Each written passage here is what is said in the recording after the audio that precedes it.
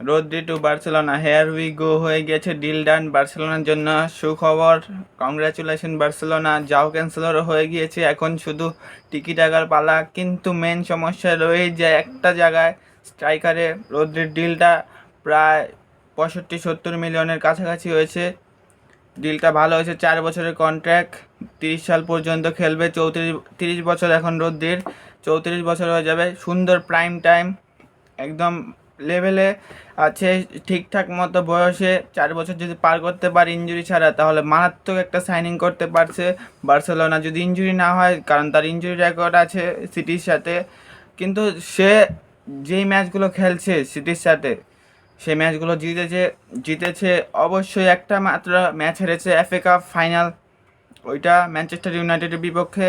কিন্তু আরেকটা ম্যাচও আরে নাই, প্রত্যেকটা ম্যাচে প্লাস করেছি 95+, 90+, এরকম করে যা। যদি আপনি বার্সেলোনার খেলা দেখবেন আর শুধু কমেন্টার বলে পেদ্রি রোদ্রি পেদ্রি রোদ্রি, এগুলোই বলতে থাকবে।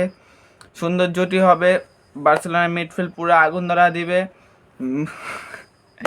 কি বলবো, রিয়েল মাদ্রিদ টিকতেই পাবে না। রিয়েল মাদ্রিদের কোনো সাইন করে না এখন পর্যন্ত।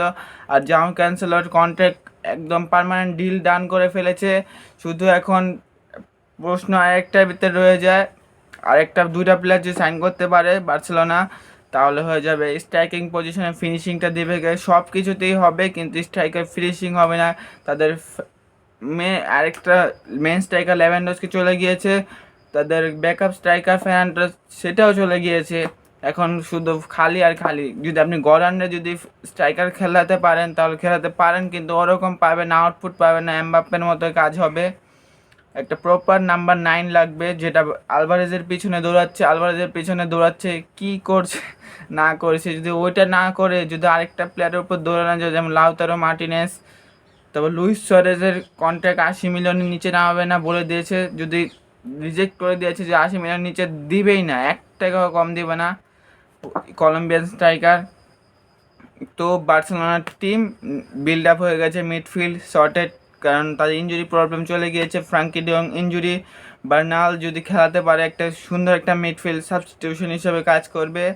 আর পেদ্রি মারাত্মক লেভেলের একটা স্ট্রাইকার। তো দেখা যাক কি হয়।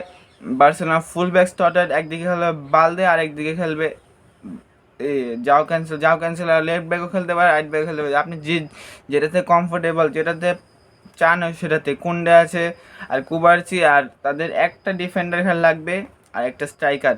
যদি এই টিম যদি দিতে পারে, তাহলে অবশ্যই ইউসিএল তাদের ঘরে। তারা অবশেষে একটা সাইন করলো, বেশি উইরা লাভ নাই, একটা স্ট্রাইকার সাইন করতে পারে নাই। যদি একটা স্ট্রাইকার সাইন করতে পারে, তাহলে বার্সেলোনা চলে যাবে, ডিফেন্ডার এমন তেমন করে চলে যাবে। কিন্তু স্ট্রাইকার লাগবে, মাস্ট স্ট্রাইকার লাগবেই। রিয়েল মাদ্রিদের স্ট্রাইকার আছে, কিন্তু মিডফিল্ড নাই। দুটার প্রবলেম একই, একটা প্রবলেম রয়ে যায়। বার্সার মিডফিল্ড ঠিক আছে, কিন্তু স্ট্রাইকারের প্রবলেম। রিয়েল মাদ্রিদ স্ট্রাইকার ঠিক আছে, কিন্তু মিডফিল্ডের প্রবলেম। ডিফেন্ডার রিয়াল মাদ্রিদের সবচেয়ে ভালো, ফিজিক্যালি স্ট্রং। মার্ক কুকুরেলা আজকে ম্যাচটা খেললো, 3-0 গোলে জিতছে। তো দেখা যাক কী হয়। শুরু কদিন পর থেকেই, আর বার্সেলোনার কাছে টাইম নাই। 1 সেপ্টেম্বর পরে উইন্ডো ওভার, তারপরে আর কোনো প্লেয়ার সাইন করতে পারবে না, সামার উইন্ডো ওভার। 1 সেপ্টেম্বর তৈরি প্লেয়ার ট্রান্সফার মার্কেট চলবে, তারপরে সব বন্ধ হয়ে যাবে। তারপর থেকে ম্যাচ শুরু, সিরিয়াস ম্যাচ। একটা ম্যাচ হয়ে গিয়েছে, 3-0 গোলে ম্যান সিটিকে ধুইয়া দিচ্ছে আর্সেনাল পুরো ফর্মে আছে। এবার প্রিমিয়ার লিগ 100% 100-এর লেখা রেখান আর্সেনাল নিবে। আর ইউসিএলও ভালো পারফর্ম করবে, তাদের ট্রান্সফার উইন্ডো একদম মাস্টার ক্লাস গেছে। কি আর পিএসজির প্লেয়ারগুলো দেখলে, মারাত্মক প্লেয়ার সাইন করেছে একটা, মিকা গডস, ওটা মারাত্মক। এটা দেখবেন, আমি বলে দিলাম, ওটা ভালো কিছু করবে। তো like share subscribe, bye bye. বার্সেলোনার জন্য কংগ্রাচুলেশন, তারা জানে আর শুভকামনা রইল যাতে তারা আরেকটা স্ট্রাইকার সাইন করতে পারে। Like share subscribe, bye bye.